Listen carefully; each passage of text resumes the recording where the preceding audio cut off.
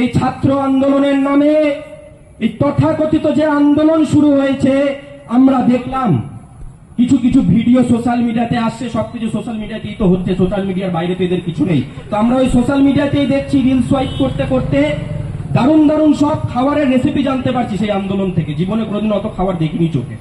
যারা খাচ্ছে তারাও বলছে এটা তো ভান্ডারা চলছে, পিৎজা বার্গার জীবনে কোনোদিনও খাইনি, এত উন্নত মানের খাবার সেখানে চলে আসছে। তো যে ডেলিভারি বয়রা সেই খাবারগুলো ডেলিভার করছে, জোম্যাটোর সেই ছেলেগুলো, তারা বলছে ফান্ডিং কাতার থেকে আসছে, সুদূর কাতার থেকে টাকা আসছে, সুদূর কাতার থেকে সেই খাবারের ডেলিভারির জন্য অর্ডার দেয়া হচ্ছে। ভাবুন। আর কিছুদিন আগে একটি ছবি আমরা দেখলাম, আমাদের দেশের পাপ্পু রাহুল গান্ধী কাতারে গিয়ে তার ছবি ভাইরাল হয়েছে। কি ধরনের পরিকল্পনা চলছে, কি ভয়ঙ্কর চক্রান্ত চলছে, আমাদেরকে ঐক্যবদ্ধ হয়ে প্রতিবাদের বিরুদ্ধে আমাদেরকে ভাবতে হবে। প্রতিবাদের নামে যে ধ্বংসাত্মক নীতি তৈরি হয়েছে, বিদেশিদের প্রত্যক্ষ